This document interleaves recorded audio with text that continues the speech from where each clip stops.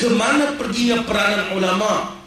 Saya mungkin berbeza dengan sebahagian saudara-saudara, tapi saya ingin sebut, ada di kalangan ulama ini kerjanya hanya nak mengambil. Dan ada juga di kalangan ulama yang kerjanya hanya mencerca. Ulama tidak boleh demikian. Ulama berperanan menasihati pemerintah, melakukan amal ma'ruf dan nahi mungkar, bertegas di hadap perkara yang salah dan menyokong perkara yang baik. Tetapi jika ulama daripada awal kerjanya mengipas dan mengampu, maka dia tidak memainkan peranan sebagai ulama. Ulama bertanggungjawab untuk bercakap yang benar. Ketika pemerintah melakukan yang benar, ia katakan benar. Ketika ia melakukan yang salah, ia menyatakan ini salah. Inilah ulama.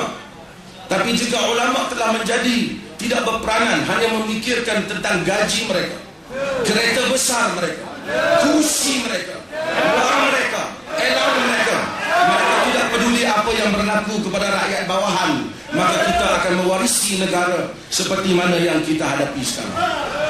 Masa depan Malaysia yang berikutnya mestilah masa depan di mana umat Islam, terutama para sarjana, mempunyai pemikiran yang luas. Pemikiran yang luas bukan bermaksud mencerca mazhab, tidak benar. Ini saya nak betulkan. Di Malaysia ini dahulu Syekh Al-Hadi, sikit lagi ada masa saya, Syekh Al-Hadi, tokoh pembaharuan, Burhanuddin Al-Helmi, orang PAS kenal. Ketika mereka bangun, mereka dituduh Wahabi.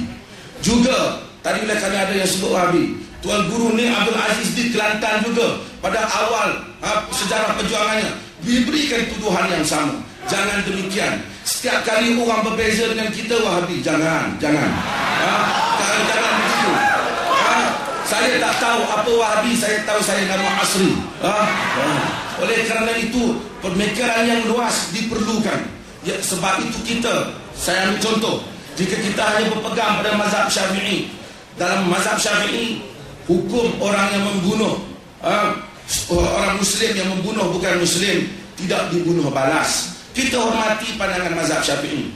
Namun dalam konteks negara kita, kita perlu luas melihat pada mazhab yang lain. Jika kita kata kita bunuh orang bukan Islam, kita tak boleh bunuh balas, mungkin orang bukan Islam tak dapat terima kita dalam keadaan demikian. Maka dengan menghormati mazhab Syafi'i sebagai mazhab yang agung, imam yang besar, dalam masa yang sama tak salah untuk kita mengutip mutiara daripada pandangan-pandangan mazhab yang lain. Itu tidak berarti keluar mazhab, dan itu tidak memerlukan jais untuk menangkap kita. Terima kasih. Alhamdulillahilladzi arsala rasulahu bil huda wa dinil haqq liyuzhirahu 'ala ad-din kulli wa kafa billahi shahida.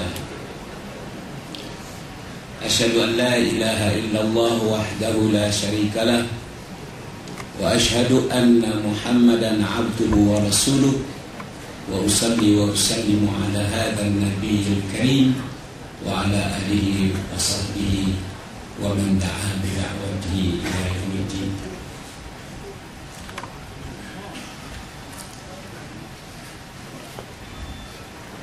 Islam sebenarnya berada di dalam keadaan yang baik.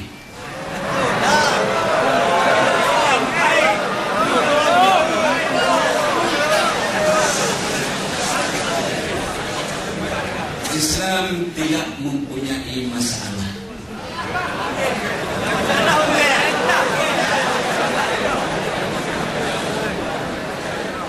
Yang menghadapi masalah ialah orang-orang Islam.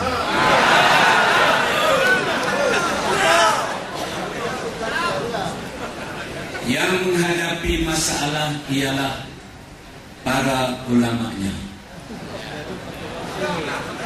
Yang menghadapi masalah pemerintah dari kalangan umat Islam.